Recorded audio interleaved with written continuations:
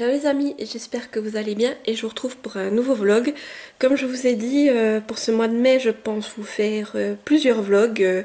Voilà, c'est que je me dis autant profiter du fait qu'on fasse quelques sorties à gauche à droite pour vous prendre avec moi. Donc là, on est le dimanche 19 mai. Il est 4 heures, donc je vous reprends pour un vlog sur le week-end de la Pentecôte.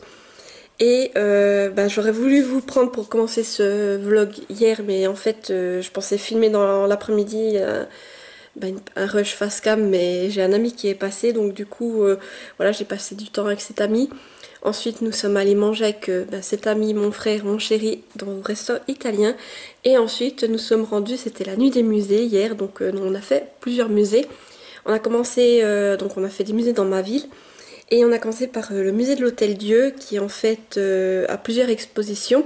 Il y a différentes salles, donc il y a une salle où c'est plus l'horlogerie. Donc on a pu voir d'anciennes montres, des pendules, toutes ces choses-là.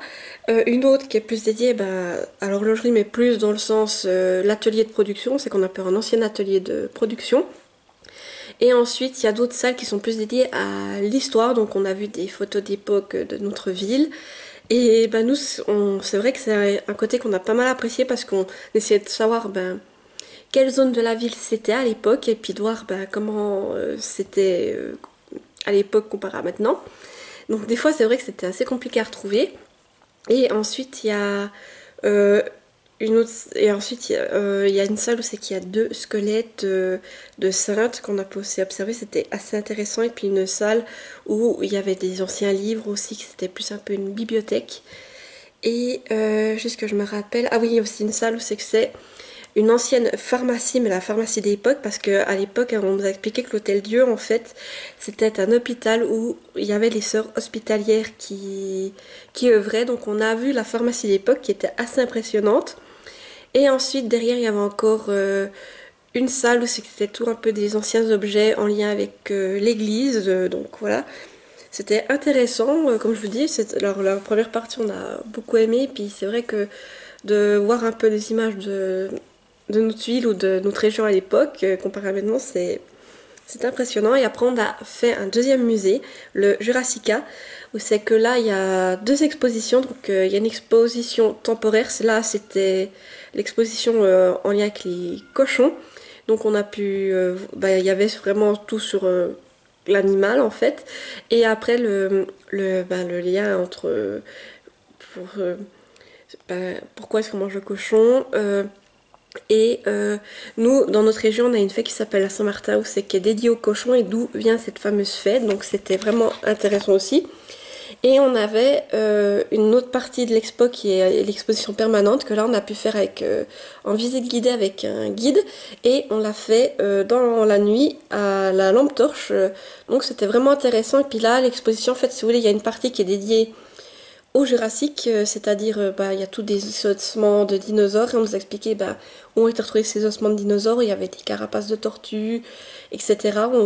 Donc vraiment le guide nous a tout montré de ça de nuit et après avec nos lampes torches on allait voir les fossiles ou tout ça, c'est intéressant.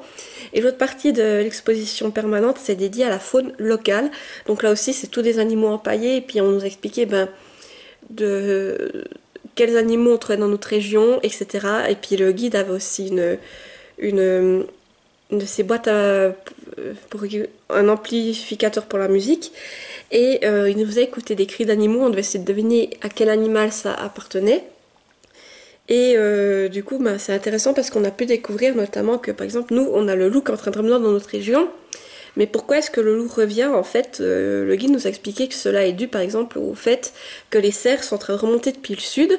Donc le loup suit le cerf car c'est l'animal qu'il chasse. Donc voilà, on a tout pu voir des choses comme ça. Et notamment, j'ai aussi appris qu'on avait des aigles dans notre région. Notamment, il y a un aigle qui a été aperçu dans la région des Franches-Montagnes. Donc oui, alors ça, je ne savais pas. Et oui, c'était vraiment intéressant les deux. Et après, on est encore venu chez Chéri boire un verre tous ensemble avant de se quitter. Et aujourd'hui, je vous prends seulement à 4 heures parce que ce matin, c'était un peu matinée chill comme d'habitude, où c'est que j'ai regardé un peu que des vidéos YouTube, c'est un peu mon rituel. Le matin, je déjeune, je regarde des vidéos que je dois regarder sur YouTube, que je m'étais mis de côté. Après, on a mangé tranquillement avec Chéri. Et comme il faisait beau, on est ensuite allé faire un tour en ville, donc je vous ai fait quelques rushs de notre balade. Et on a profité de la balade pour faire également quelques photos pour Instagram qui viendront par la suite, voilà. Et puis là, là je viens de me poser vraiment tranquille. J'hésite à me faire un petit frappé à la glace à la violette, car on s'était acheté de la glace à la violette récemment, qu'on avait trouvé. Et je me dis que vu après la balade, tout ça, ça me plairait bien, un petit frappé. Et puis de le boire tranquillement en lisant. Et pour ce qui est de la lecture, du coup on va venir à la lecture. Là j'ai 2 lectures en cours. Alors tout d'abord j'ai commencé La Chronique des Bridgerton, le tome 4, Colline de Julia Quinn aux éditions France Loisirs Poche. Je change juste de main parce que j'ai l'impression que voilà, je suis toujours en train de trembler. Donc voilà, j'ai commencé ce livre. Alors, dans le dernier vlog, je vous ai déjà dit que je pensais le commencer rapidement parce que, comme je vous ai dit, la saison 3 de la Chronique des Bridgerton est sortie sur Netflix. Et j'ai envie de la regarder, sauf que je ne regarde pas la série avant d'avoir lu le livre. Donc du coup, je m'y suis mise. Et dans ce tome, en fait, on suit Colin et Pénélope. Donc on a Pénélope qui est amoureuse de Colin depuis au moins une dizaine d'années, qui est vraiment amoureuse de lui, mais il l'ignore. En fait, Pénélope, c'est vraiment... Elle va dans les balles, mais personne ne s'intéresse à elle. Et à côté, on a Colin qui, lui, fait fureur dans les balles, tout ça. Et à un moment donné, il va y avoir un défi qui va être lancé, où c'est que le but est de trouver l'identité de Lady Whistledown. Et Colin et Pénélope vont donc s'associer pour essayer de révéler son identité. Voilà du coup pour le bref résumé. Là j'en suis à la page 234 sur il y a plus de 400 pages. Donc voilà, j'en suis, je pense, si je vous montre, j'en suis ici. Voilà, vous voyez. Donc je suis à peu près à la moitié, mais... Alors pour le moment j'aime beaucoup, c'est intéressant. Et puis disons que là je viens de lire un passage où il y a une information capitale qui a été révélée. Et je me suis un peu retrouvée sur les fesses parce que je ne m'attendais pas à ça. Je pensais que... Oui, j'avais imaginé tout autre chose, mais maintenant j'adore comment ça va évoluer. Et du coup, je vais continuer cette lecture dès que j'aurai terminé ce rush. Et à côté, hop, je prends juste ma liseuse. Là, voilà. J'ai commencé également la saga d'Oren, le tome 1 Guild, de Raven Kennedy aux éditions Hugo Roman de Plessis. Voilà, donc là j'en suis à 28%, donc pour le bref résumé aussi, on va suivre Oren. Donc là en fait, si vous voulez, c'est un mythe avec le roi Midas, donc ça n'a rien à voir avec l'Antiquité ou bien la mythologie. C'est vraiment dans un monde imaginaire, on a le roi Midas avec sa particularité, il peut changer tout ce qui touche en or. Et on a Oren qui est une jeune fille qui l'a recueillie, une jeune orpheline qui l'a recueillie, qui l'a protégée. Et du coup, pour la protéger, il a décidé de l'enfermer dans une cage. En fait, c'est sa favorite. Et en plus, il l'a changée en or.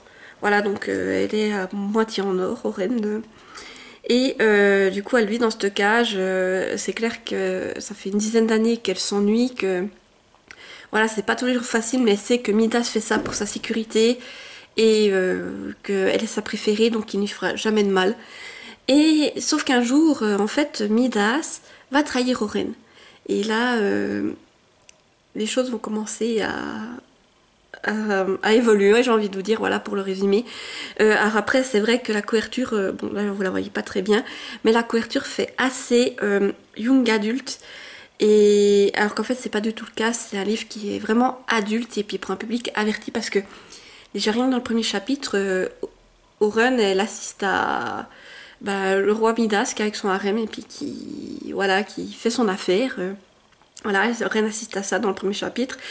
Et il y a beaucoup de termes qui sont employés, qu'on va dire, où c'est que la femme, elle est traitée comme une moins que rien. Oren, on la remet souvent à sa place en lui disant mais tu es ma préférée, mais bon, voilà, c'est juste ça.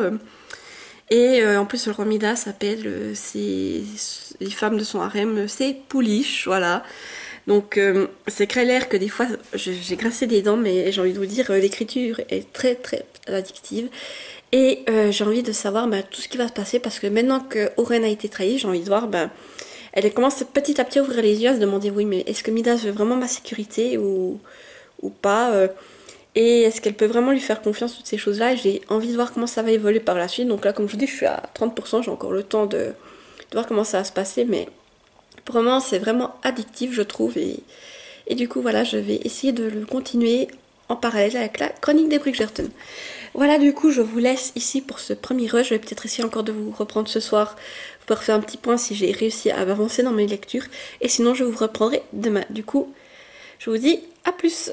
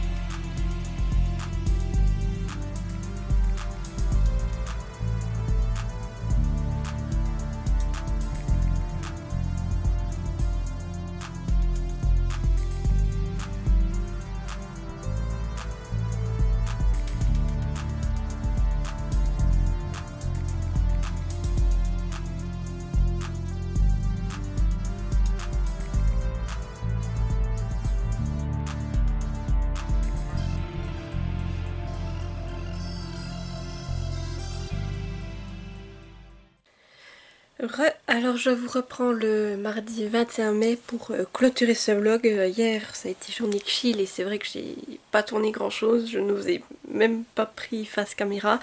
J'ai profité de cette journée de congé pour me reposer. Et voilà, du coup c'est le dernier rush de ce vlog pour l'occasion.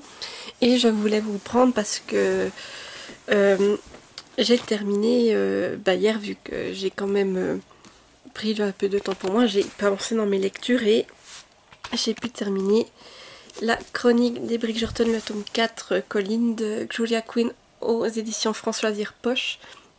Franchement, j'ai passé un super bon moment de lecture. Il était agréable, la romance elle était prenante et comme j'adore le personnage de Pénélope et de Colline, et bien j'ai vraiment été embarquée dedans et du coup il fallait que je termine, donc voilà. Franchement, ça a été une très bonne lecture. Je dirais pas que c'est un coup de cœur, mais je pense que c'est un de mes tomes préférés jusqu'à maintenant dans la chronique des Bridgerton.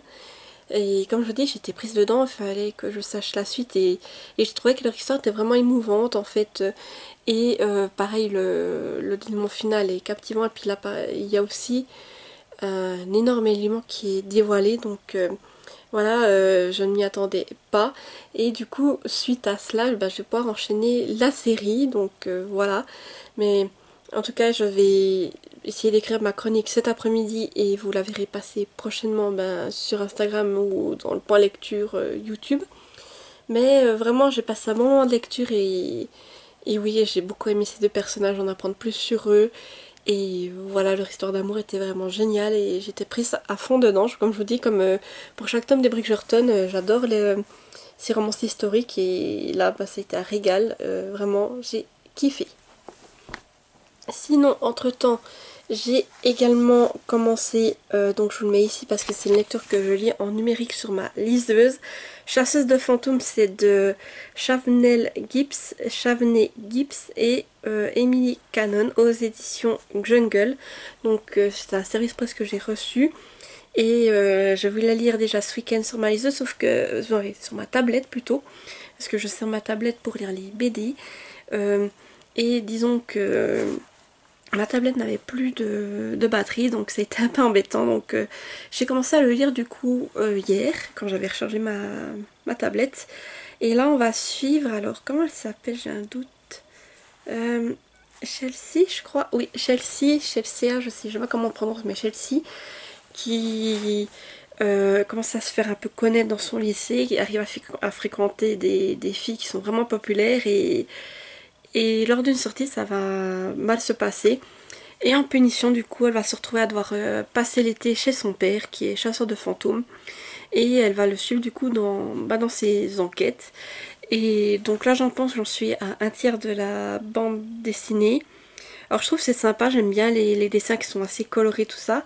Et on commence à voir les fantômes justement et à se rendre compte que les fantômes ne sont peut-être pas tous méchants. En tout cas là, les premiers qu'on a vus n'ont pas l'air très méchants. Et voilà, donc j'ai hâte de voir comment ça va évoluer. Et du coup, bah, c'est une des lectures que je vais continuer par la suite. Et sinon, alors, juste que j'ouvre ma liseuse, voilà. J'ai également continué la saga d'Oren, donc le tome 1, Guild de Raven Kennedy aux éditions Hugo Roman-Romantassi. J'ai lu quelques chapitres, j'en suis à 36%. Donc là pareil, c'est toujours aussi captivant au niveau de l'écriture. Même si des fois je grince des dents suite à ce qui se passe dans l'histoire, ben, j'ai envie de connaître la suite. Et là je me suis droit arrêtée au moment, c'est qu'il y a une grosse révélation qui est faite et je pense que il va se passer certains éléments plus palpitants. Et du coup j'ai hâte de continuer tout ça. Voilà au niveau de mes lectures, donc je ne sais pas ce que je vais enchaîner comme prochaine lecture. Et il y aura un vlog aussitôt prochainement, donc vous le verrez tout bientôt.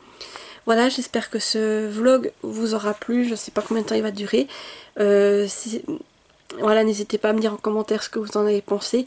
Et si vous êtes trop timide pour laisser un commentaire, mettez-moi une rose, parce que sur la couverture de la chronique des Bridgerton, tome 4, il y a une rose. Donc voilà, juste pour me dire que vous êtes là et que vous avez regardé jusqu'au bout. N'hésitez pas à mettre un petit j'aime pour soutenir la vidéo, à activer la petite cloche pour ne pas rater mes prochaines vidéos et à vous abonner car ça fait toujours plaisir. Voilà, j'espère que ce vlog vous aura plu et je vous retrouve tout bientôt pour un nouveau vlog et d'autres vidéos. Du coup je vous dis bye bye et portez-vous bien.